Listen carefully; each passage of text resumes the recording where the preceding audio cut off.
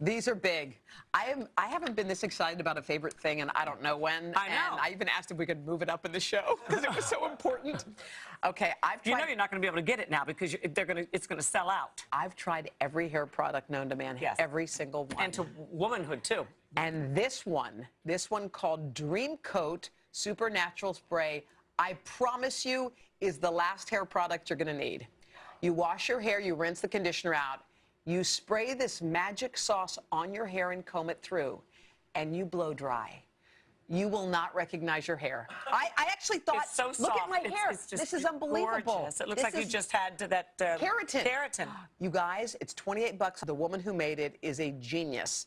And I literally am trying to stockpile it because I know it's like one of those things you're like, if you don't have the wow, you're like, you don't have the wow. Like You it's don't like have the wow? It's like an addiction. So it's called Dream Coat. And when you try it, trust me, it doesn't matter your hair type. You're gonna be out of your gourd. Lori I uses it on know, us all the time. and it lasts. Yeah, good. It's